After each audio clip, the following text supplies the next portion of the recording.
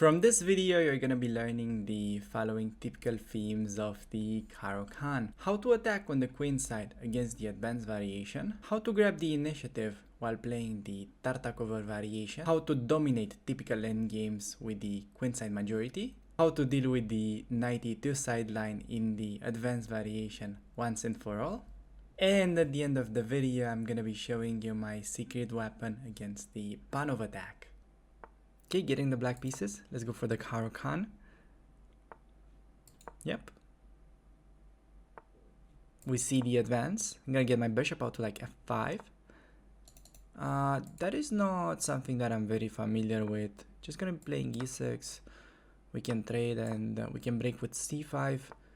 Just going for the super standard play. Knight d7 so we can get the other one to c6 like that. So yeah, of course this is very natural and very good, but knight d7 is perhaps a bit nicer. Just getting the knight to c6 and both knights will be very happy. Opponent, I think, is just messing around. I don't know, maybe he mouse slipped. King f1. He can still play g3 though. Well, a3 is kind of inviting me to push, fixing that square. Yeah, I'm gonna go for that. I like to fix the weak square. It's not like we're gonna be getting the knight there really soon, because he can also just keep a knight on d2, but I think it's nice and we'll be able to push the pawns like this in the future. And I feel like black has an easy push. Just getting castle first, that is what you should be prioritizing, getting your king to safety, and only then you can consider active play. And we're just gonna be pushing b4 on the next move. There's not really that much that white can do to stop it, and we'll see whether he decides to open up the a file or not. I guess he has a choice to simply not take. Yeah, we see that's what he's doing. And I think we're taking this one. Taking with the queen is bad because this pawn becomes weak, so he has to take that way. And now we'll go a4 with the idea to get our knight onto the outpost on b3. We see queen e2. Could do the same idea, getting the knight to b3. Also considering to get the rook there. I think we'll start this way just so we can sort of bait him in playing knight d2, and then we'll go knight a5 to b3. Okay, knight c2 but rook b3 comes with tempo, and bishop d2. Well, we can do whatever there. Maybe just queen a5. The thing is, bishop d2 rook b2 looks tempting, but he can just go bishop c1 back, and on queen d2 just getting the queen out. I mean, he wants knight b4, which is kind of a good blockade, but I think I found a better move, because we can get the knight to b5, and he's gonna be having some problems with this pawn. Okay, maybe he could have thrown in knight c6. I would have had to play queen e8, but I think I was still better. And on bishop b2, I think we just take and we play a3 or c3, and we're having a winning position. Yeah, just a3, this pawn drops. It was really the key maneuver to bring the knight towards b5, and we can trade rooks, I guess, just taking with a knight. Keeping a bit more control, and then knight's going back, collecting the pawn. His idea is to play knight d2, but and also hitting my knight, but he's dropping the c3 pawn, and with that a lot of stuff, I can tell you. Okay, taking, hitting the queen. I'm pretty much counting on the exchange sack. It doesn't work well now because this pawn is defended, but can start this way. Here, like, a huge blunder would have been to play queen b6 or something, trying to defend the knight, because he can take and then he's up a piece. So you should keep an eye on those things, but now we get to take on f3. I mean, he takes on b5, but I think it's still looking quite nice. Just that we played that move. Okay, I mean, we're up a piece, so it doesn't really matter. Just rook d3. Gonna take his rook, I guess, and open it up with f6. Okay, we can just take more pawns. Take another one on e5.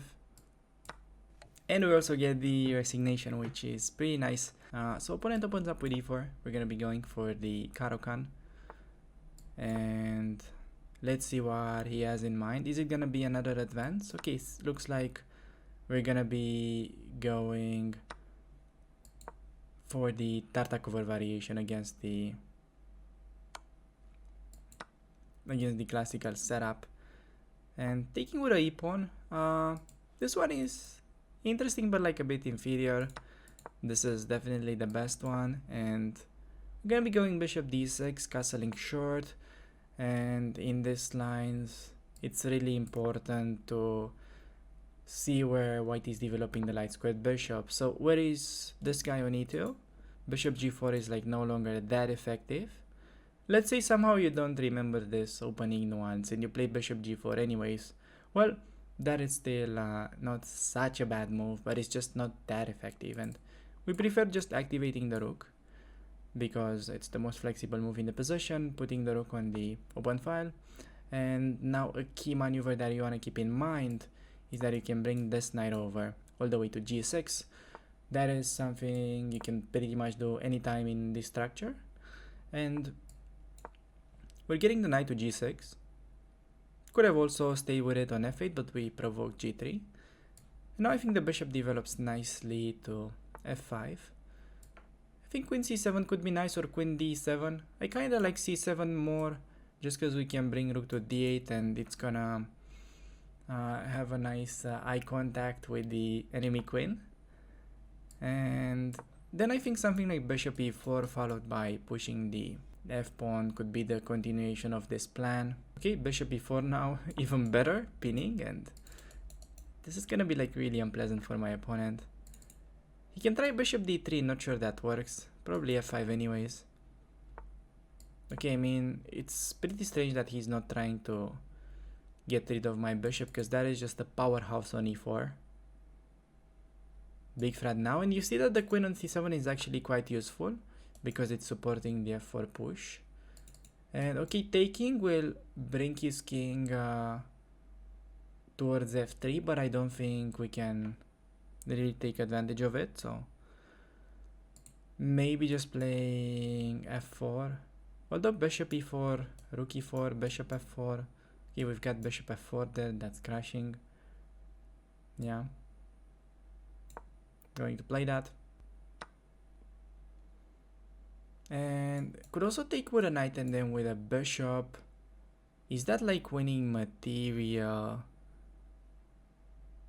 That looks like really good. Also really juicy seems to be bishop takes and knight takes, and I think he's dropping the f3 knight. Yeah, I think that's the easiest win. Hitting the queen, and yeah, easy wins with the Tartakower.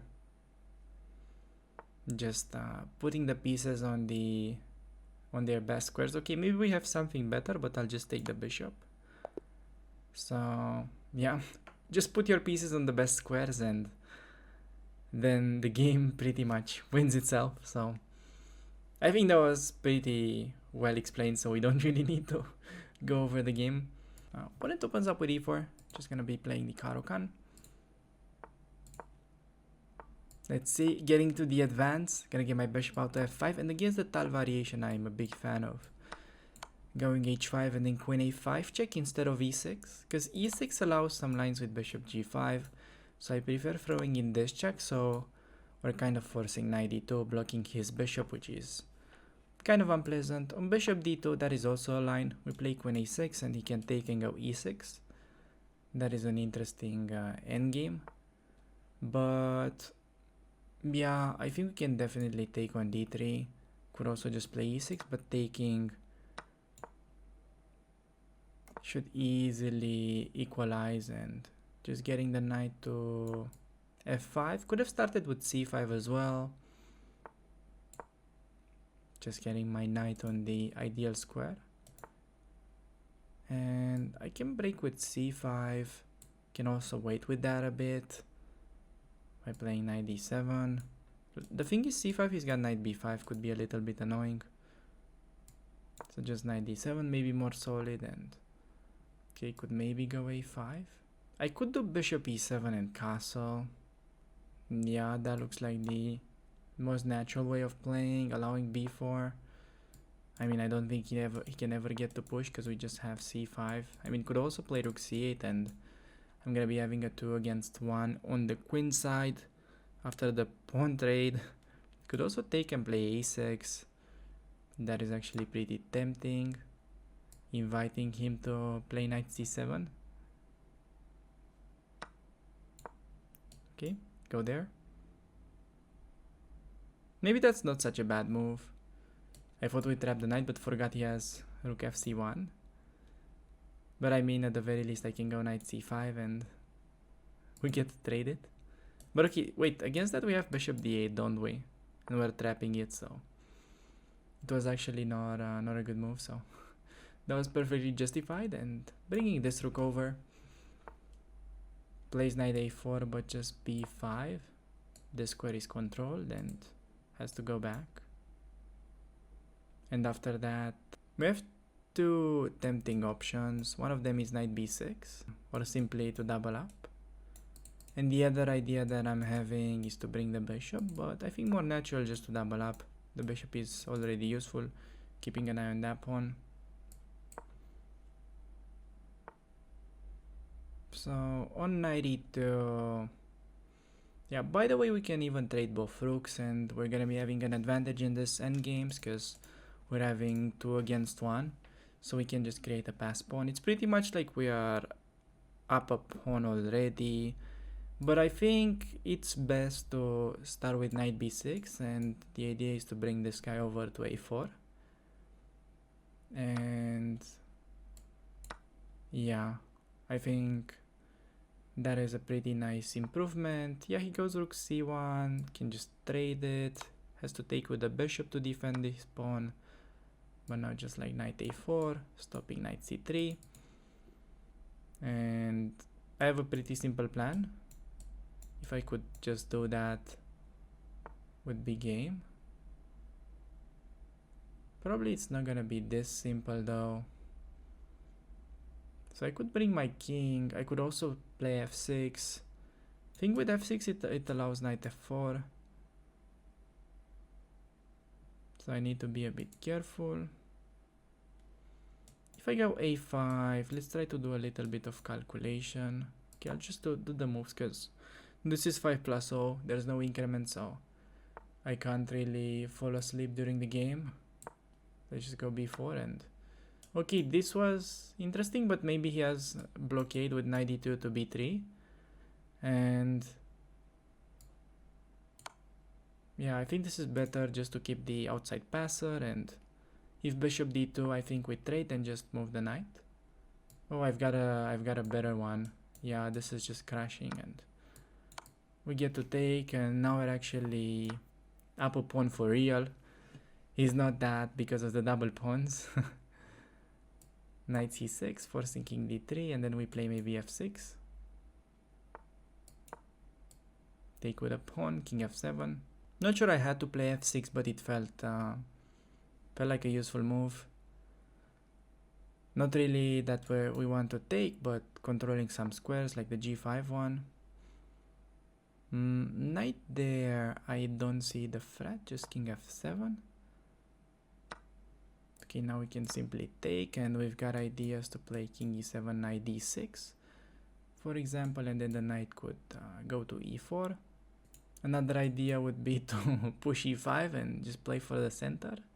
Yeah, like e5 now even. Looks very tempting. Just getting the pawn to e4.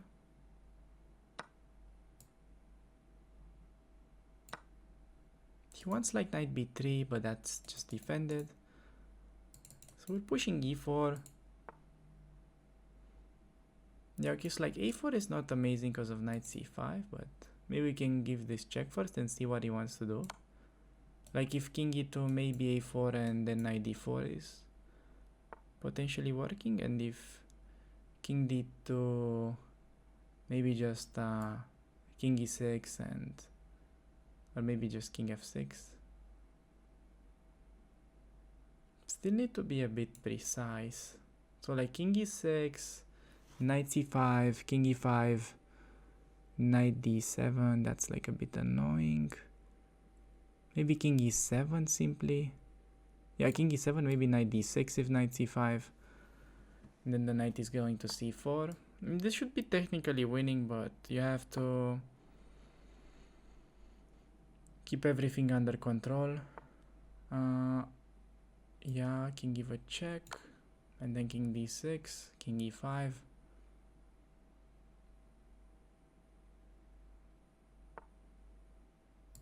Can even give this check.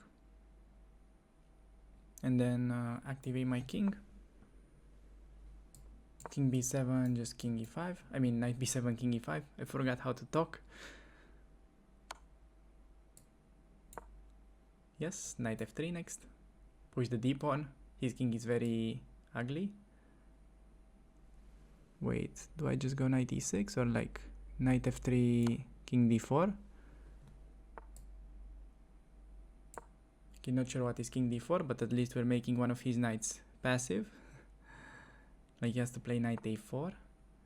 And now maybe knight b6 is strong move. But then he takes and it's... Okay, I think I'll play it just because I've got no time. Okay, maybe knight b2 is better. Oh, I blundered. He has knight b5. Still a win. But I really gave him a lot of counterplay. Okay, not at this way though. This is an easy win now. 8 seconds, but it should be enough. Oh shit, I've got no pre-moves. Okay, a2 is a big threat. Just getting a queen. Hope we can mate in time.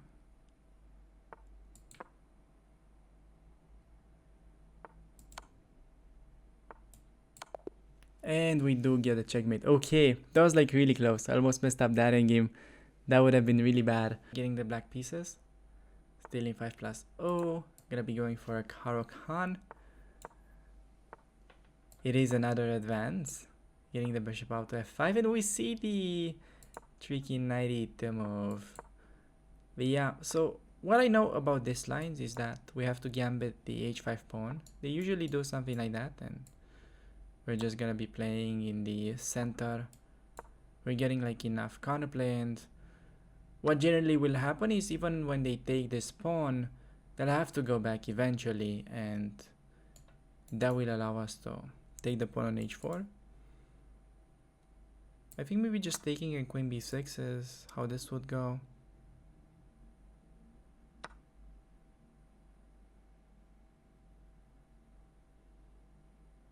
Yeah. Hitting the d4 pawn.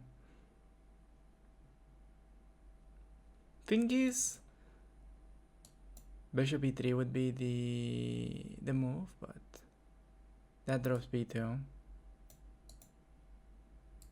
Maybe he's got like knight f4 now though, that I kinda underestimated. But I mean, we have bishop b1 and just collecting the pawn on d4, so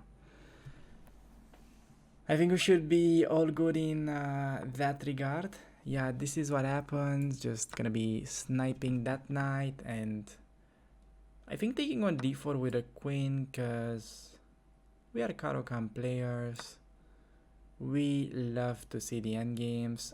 By the way, maybe I could have gone bishop b4, but probably even in that position, he would have played king f1, and not sure the bishop on b4 would have been that useful. So okay, opponent has the 2 bishops, but we're having a threat of eliminating one of them, and also this pawn on e5 might be a bit vulnerable in some lines.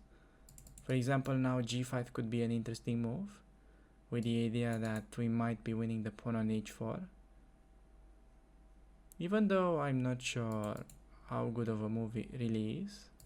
Probably starting this way, and if we're provoking g3, then maybe g5 is interesting. I'm really expecting some kind of bishop e3 move, and we just go back, hitting the pawn. Plus he also has to deal with this move. Yeah, bishop e3 as expected, just knight back, hitting the pawn on e5. By the way, this is also still in the air. Because bishop b5, we can collect our free pawn, I think. So like if we collect the free pawn, he's got like takes, bishop takes, rook c1. But there's king d7. Yeah. Okay. I think we should be better. It's like I thought this. Okay, g3. I mean, I could do anything. Maybe bishop d8 could be interesting, keeping e7 square for the knight, and we play bishop b6. This is like more natural though. Maybe even bishop g5. Yeah, let's do g5. I'm happy trading pieces like, ooh. I knew g5 was not the move. I knew g5 was not the move. Ah, Jesus. This was such a nice game until this moment. Yikes. So bishop e3, knight c7, is that so bad for us? I don't see like a quick way to win the knight, which kind of bothers me. I think I'll just yeah, going this. Probably slightly worse. That really sucks. Should have just put the bishop on any other square on the board and would have been an easy win, but decided to walk into my opponent's trap, so I guess we'll have to deal with it. Maybe we'll try to say that the king is a very active piece now that will win the game, right? Maybe maybe it's gonna get mated there, who knows. Like imagine he gets bishop f1 to h3, that could literally be a checkmate. The only move.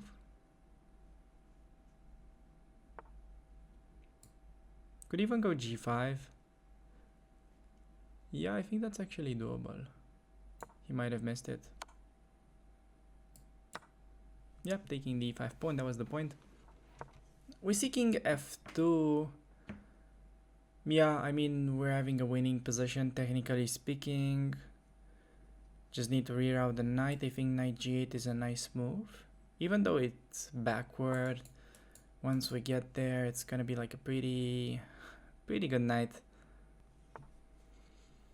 Yeah, knight f6. This is big frat, so probably has to go rook h1. But then we can use the c file. Just king d6. King is really safe there. Huge frat. Still. I think that g5 move was kind of nice, by the way. I think he missed it. Maybe this game can still be somewhat instructive after that gross blunder. I'll start with a6, fighting for the e8 square.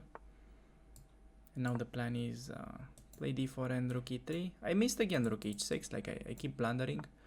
There's king e5 though, and we're still easily winning. He's gonna try rook h1, but yeah, I can still do anything. Even king d4. Probably king d4 is best. Yeah, and this is a frat. Yeah, okay. That was nice. Winning the bishop. Active king, boys. Active king. And we get a win. Okay. Getting the black pieces, and we're gonna be playing the Caro Kann. We do see the exchange gonna be taking, and it's actually Panov attack time. Let's go knight c6. And against knight f3 I have an interesting line.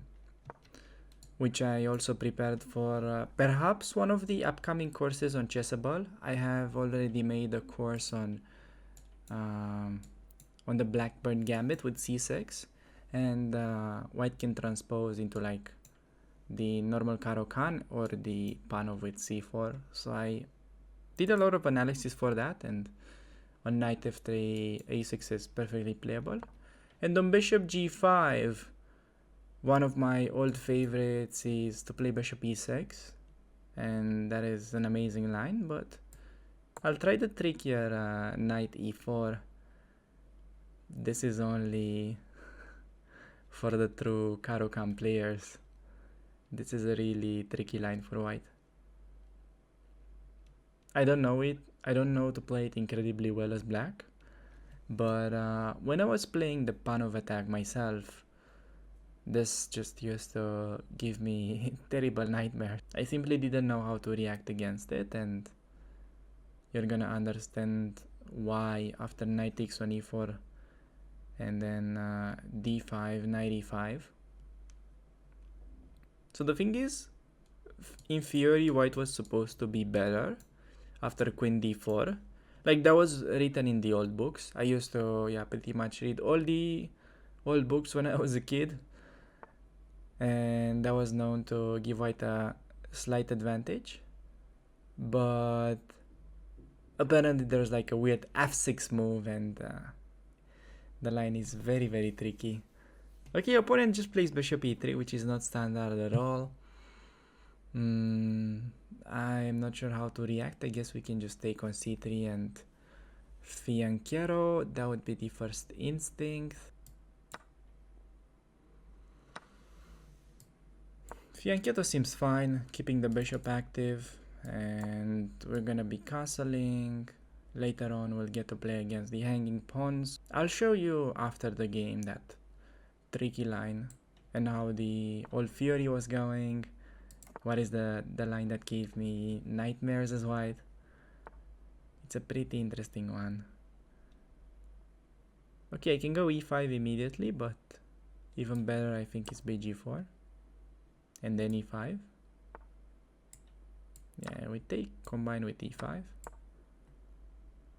And if d is gonna be having ugly pawns and we open up the bishop, and this is pretty big threat.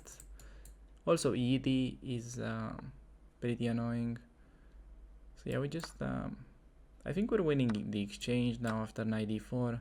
He's gonna be having issues with the open e file, so he has to take the knight, I think, and then castle, but we are just taking his rook, and this is now a total disaster for my opponent. On queen g4 I can like play knight c2 if I want to secure the exchange. Do I have better? Like, for example, I could throw in h5, but he can just go to d1, and I'm not sure we need that, so I'll just go knight c2, safely cashing in the exchange, and yeah, can take. Now just go bishop back because it was under attack, and we've got a position with some extra material. Can play d4 and then just rook c8 and try to take this pawn. Yeah, I mean, I'll start rook c8, and this is kind of a threat. Yeah. And okay, I mean, I know he can take twice, but he's gonna be dropping that pawn on c5 soon. So I think simply queen e7 is good, and on rook d7 maybe we are throwing in the check. And then rook c5 with rook c1. Ideas. He could take on f2, which might be even a more important pawn. I think I prefer that, and I think I blundered. He had rook f7. Yeah, that was a pretty bad blunder. He has rook f7 and queen c8, and that position is, I think it was a draw. That was just horrible blunder that I've done. Jesus Christ. Okay, I mean, lucky he missed it, but You always tend to notice these things once it's too late. But we're lucky that opponent didn't punish me. And now we are completely winning still. Okay, rook c1 with queen g1. Also hitting the rook. Yeah, just queen g1 and rook c3 is normally mating. If we're living in a normal world, this should be mating. I guess queen f2.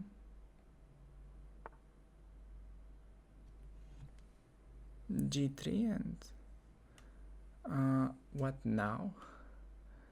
Maybe just rook c5, rook h5.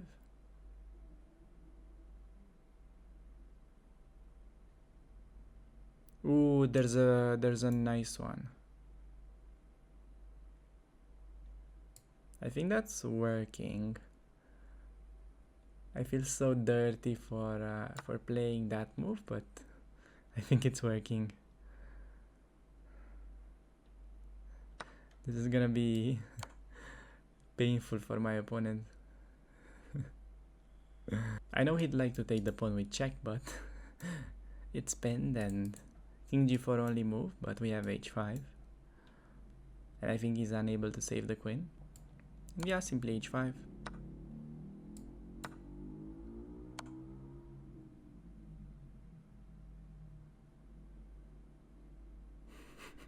Wait, is this a perpetual? No, it's not. Okay, thought it's a perpetual for a second. Would have been the nicest perpetual of all time. So if you guys remember that I told you we're gonna be having a discussion about this line, we're not gonna go super in depth with it, but like in the old books, it was this line given till queen d4, and it was known white should have a safe advantage. But then I mean this f6 move that, okay, I mean people in the 70s were like, okay, you never play f6. It was almost like Ben Feingold but with no internet. And this f6 move, it's like really a thing in this position, and if you're taking the pawn, they're playing queen b6, which is incredibly annoying.